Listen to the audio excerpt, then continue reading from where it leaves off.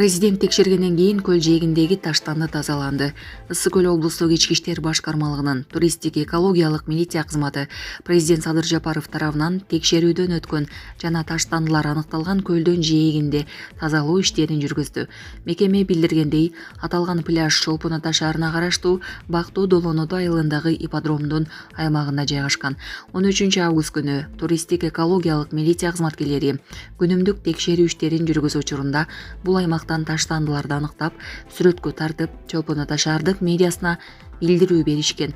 Мэрия тарабынан таштандыларды ыкчам тазалоо боюнча убада берилгенине карабастан аймак тазаланбай калган. Мындан улам милиция кызматкерлери кече пляждын жээгин тазалап чыгышты деп билдирди милициядан. Айта кетсек, 17 августта президент Садыр Жапаров социалдык тармактагы баракчасы аркылуу Ысык көлдүн жээгин жөөп кыдырып, таштандылар көп экендигин билдирген. Болбой калган деп көрсөтпөйбү? Оштун мэри жетекчилерди жемеледи. 18 августта Ош шаарынын мэри Жеңишбек Токторбаев билим берүү тармагындагы мекемелерге барды. Анын алкагында бала бакчаларга жоопкерчилик алган билим берүү башкармалыгынын кызматкерин издеттирди. Башкармалыктын жетекчисин ал агартуу министрлиги тарабынан даярдалган конференцияга көргөзмө уюштурууга кеткендигин билдирди. Мэр шаарда билим берүү жааты өтө алсыз болуп жаткандыгын белгилеп, тандап барып, жабдыктардын жакшысын көрсөтпөй, кемчиликтерди айтуу керектигин билдирип, жетекчилерди жемеледи.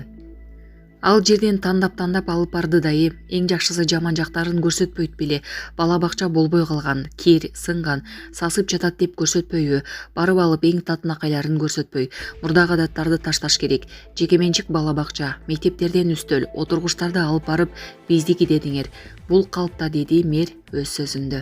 Сонун жаңылык, сиз билген жана ишенген Умбем клиникасы эми сизге дагы да болсо жакыныраак болду. Анткени бизде жаңы филиал ачылды. Андыктан келип, өзүңүздүн жана жакындарыңыздын ден соолугуна кам көрүшүңүздү сунуштайбыз. Биздин жогорку даражадагы дарыгерлер төмөндөгү адистиктер боюнча кабыл алат: стоматология, гинекология, терапия, лор, хирургия, педиатрия, урология, УЗИ жана башка адистиктер. Лабораториялык анализдин 5000ден ашуун түрү алынат.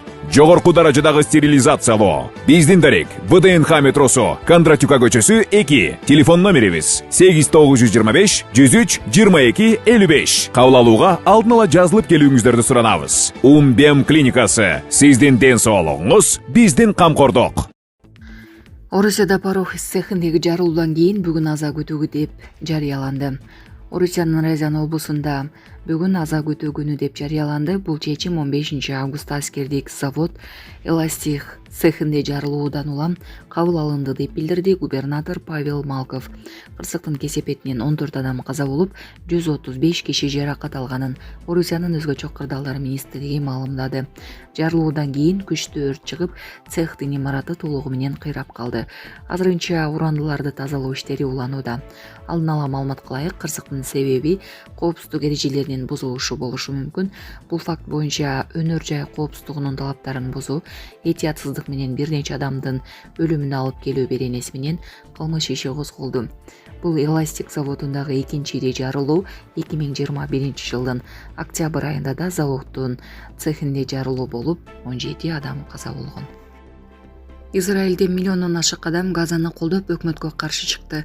Израилде өкмөттүн Газа тилкесин басып алуу планына каршы чыгып, анын ордуна туткундарды алмашуу келишимин түзүү талабын койгон жалпы иш таштоо жана ири нааразычылык акцияларына 1 миллиондон ашуун адам катышты. Бул тууралуу Израилдеги туткундардын үй бүлөлөрүн бириктирген платформа билдирди. Маалымат кылайык, өлкө боюнча өткөн жүрүштөргө жана иш-чараларга катышкандар өкмөттүн туткундарды курмандыкка чалуусуна жол бербейбиз деген урандарды көтөрүп чыгышкан. Канал 12 телеканалынын кабарында Тель-Авивдеги борбордук митингде 10 миңдеген адам чыккандыгы белгиленди. Иш таштоо айынан өлкөдөгү негизги ишканалар, жүздөгөн жеке компаниялар, муниципалитеттер жана уюмдар жабылды. Израиль медиасынын маалыматына караганда, темир жол каттамдары дээрлик токтоп, транспорттук кыймыл олуттуу түрдө бузулду. бузулуп, чоң тыгындар жаралган. Наразычылык акциясына чыккандар туткундарды бошотуучу келишим түзүүнү талап кылышууда. Оппозиция менен туткундардын үй бүлөлөрү премьер-министр Беньямин Нетаньяхуну бийликте калуу аракетин улантып, коалицияны таркатуудан баш тарткан үчүн Хамас менен сүйлөшүүлөрдү атайылап үзүүдө деп айыптоодо. Ал эми Хамас буга чейин бир нече ирет согуш токтотулса, Израиль армиясы Газа тилкесинен чыгып кетсе жана палестиналык туткундар бошотулса, израилдик туткундарды массалык түрдө кое берүүгө даярбыз деп билдирген. Израиль бийлиги учурда Газада 50 израилдик туткун бар, алардын 20сы тирүү экенин болжолдойт.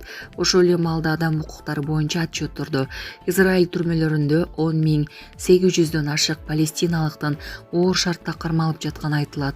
Алардын көбү ачкачылык, кыйноо жана медициналык камкордуктун жоктугунан жабыркап, жүздөгөнү каза болгон. 2023 жылдын 7 октябрынан бери Израилдин Газага каршы чабуулдары уланып, эл аралык соттун эскертүүлөрүнө көңүл бурулбай келет.